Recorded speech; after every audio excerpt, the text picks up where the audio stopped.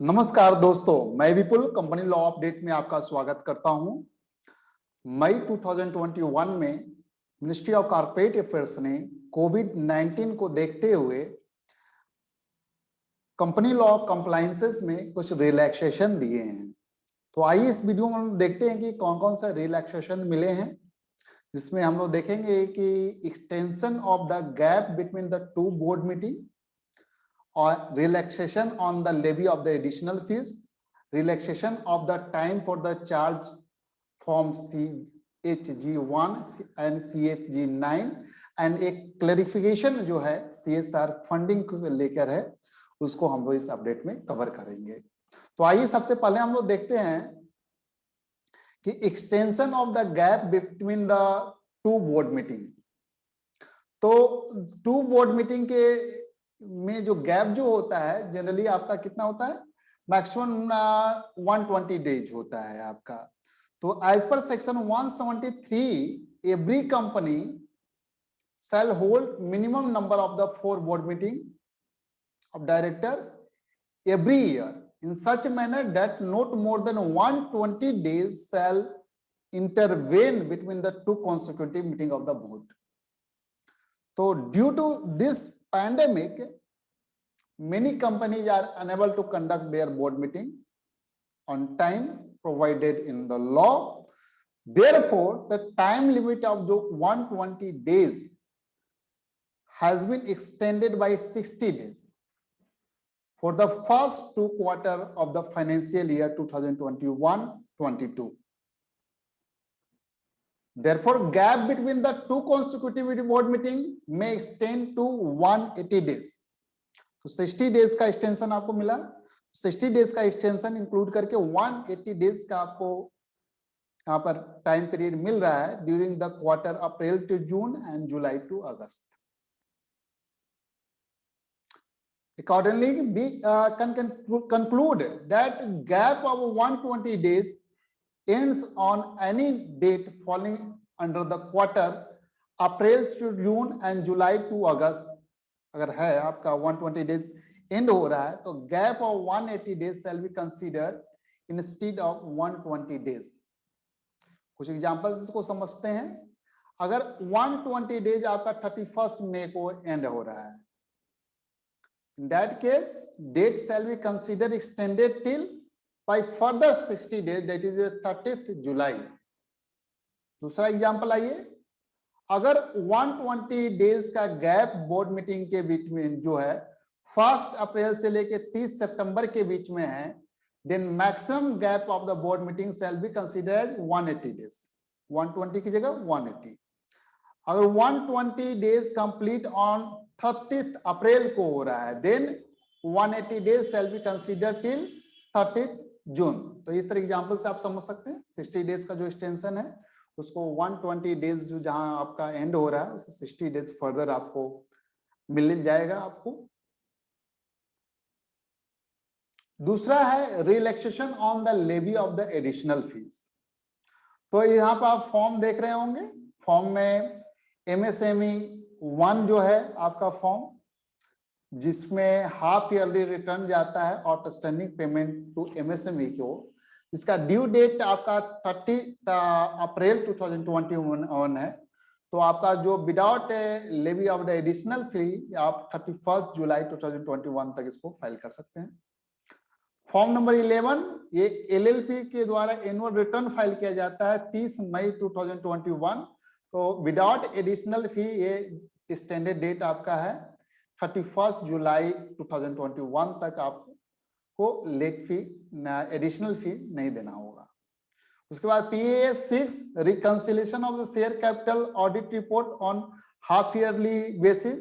तो ये 30 मई 2021 है, तो इसको भी एक्सटेंड करके 31 जुलाई 2021 स्टैंडर्ड है। Further FC4 annual return of foreign company, इसके लाइसेंस ऑफिस वगैरह ब्रांच ऑफिस वगैरह होते हैं, उसको फाइल करना पड़ता है FC4।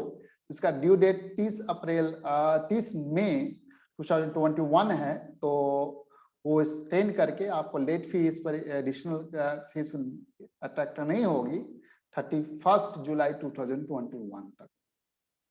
इसके बाद MCA ने सर्कुलर नंबर 6/2021 एंड 7/2021, जहां पर लिस्ट ऑफ फॉर्म दिया है, जहां पर waiver of additional fees applicable होगा। सो CHG1 है आपका, CHG9 है, ADT1 है जहां पर हम इंटीमेट करते हैं ऑडिटर अपॉइंटमेंट का, INC21 है जहां पर नोटिस ऑफ सिचुएशन और change of the register office होता है, NDH1 है return of Nidhi company of half yearly ended, and FC4 annual return of foreign company, MSC return of the dormant company, INC22 conversion of the public company into private company or private company into public company, NDH2 application for the extension of the time, and IEPF3 जहां investor education protection fund के लिए statement of the share and unclaimed और unpaid dividend note transfer to the IEPF fund जो होता है। तो in form में जो एडिशनल फी है उसको वेव किया गया है।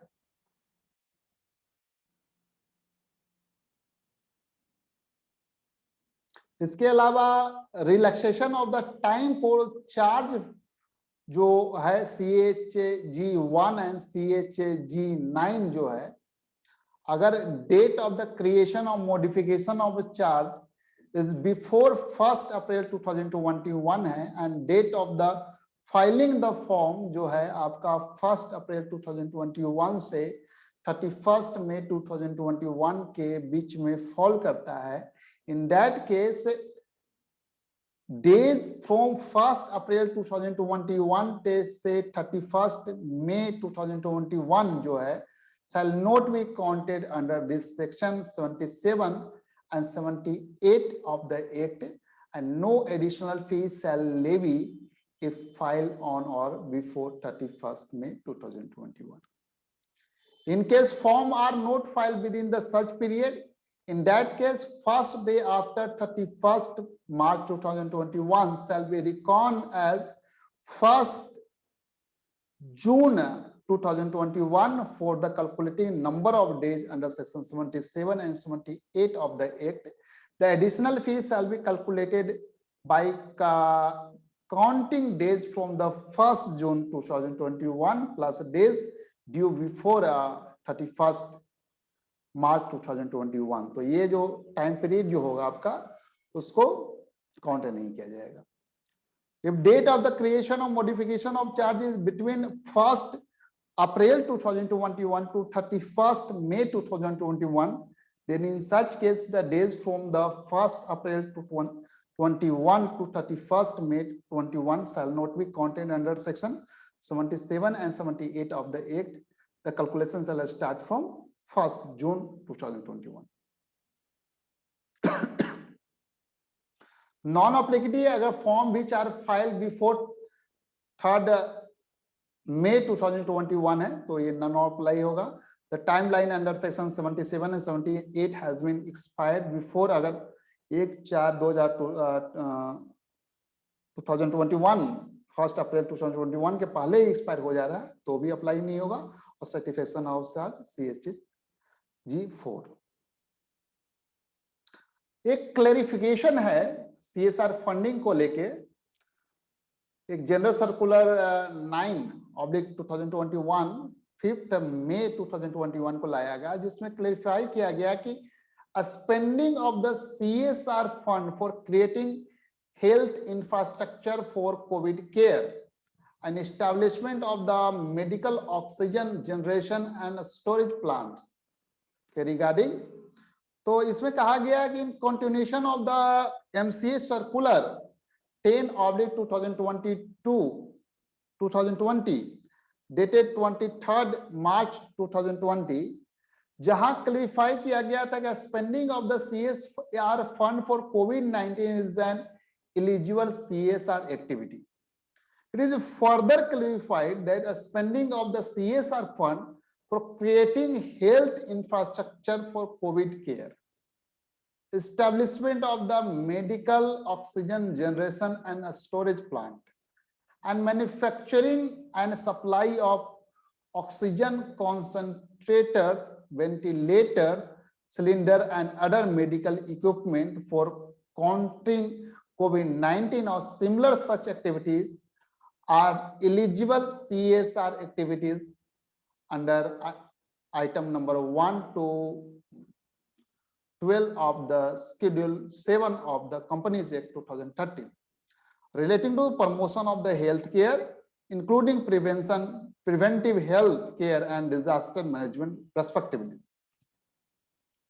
Reference is also drawn to item number 9 of Schedule 7 of the Companies Act 2013, which permit contribution to a specified research and development project, as well as contribution to public funded universities and certain organizations engaged in conducting research in science, technology, engineering, and medicine as eligible CSR activities. The companies, including government company, may undertake the activities on or project or program using CSR fund directly by themselves or in collaboration as shared responsibility with other company, subject to fulfillment of the company's CSR policy rule 2014 and guideline issued by the ministry from time to time. तो ये clarification CSR funding को लेके issue हुआ था। तो ये थे हमारे मई में जो अपडेट है मिनिस्ट्री ऑफ कॉर्पोरेट अफेयर्स ने ड्यू टू कंसिडरिंग कोविड-19 को लेके उन्होंने किया है। तो ये अपडेट थे। Thank you so much for watching this updates.